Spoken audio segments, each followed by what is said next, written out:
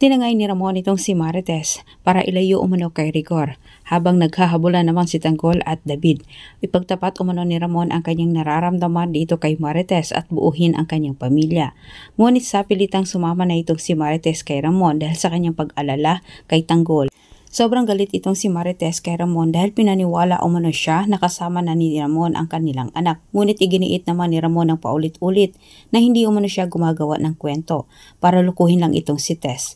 At para mapaniwala ni Ramon itong si Marites, sinabi niya na si Olga umano mismo ang nagdala kay Tanggol sa kanya. Naguguluhan ang isip ni Marites pero ikinuwento pa rin niya kay Ramon ang buong nangyari sa ospital at sinabi niya na si Tanggol ay muntika na umanong napatay ni Olga.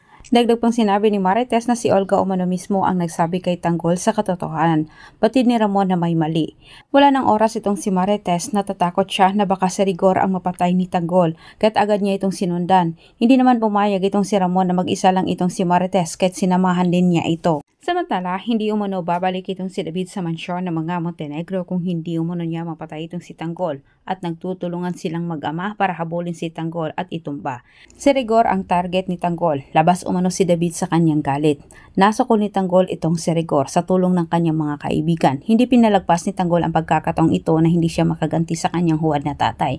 Kaya't naimber na ang isip ni Tanggol nang paulit-ulit na siniksik ni Ramon sa kanyang isip na tulad umano si Tanggol kay Ramon Montenegro, isang salot sa lipunan. Ay sabi na binaboy umano ni Ramon itong si Marites. Hawak na sana ni Rigor ang buhay ni Tanggol pero sa kabutihang palad ay sumulpot naman itong si David at iniligtas niya ang kanyang tatay. Nakatakas si Rigor sa tulong ni David at sa mga barangay pero dumating naman itong si Ramon kasama itong si Marites. Palaban si Tanggol kay Ramon, inisip niya asawa ito ni Mokang pero pumagit na kaagad itong si Marites at nagtataka naman itong si Ramon. Sabay sabi ni Marites na hindi umano silang dalawa pwedeng magpatayan dahil sila umano ang mag-ama.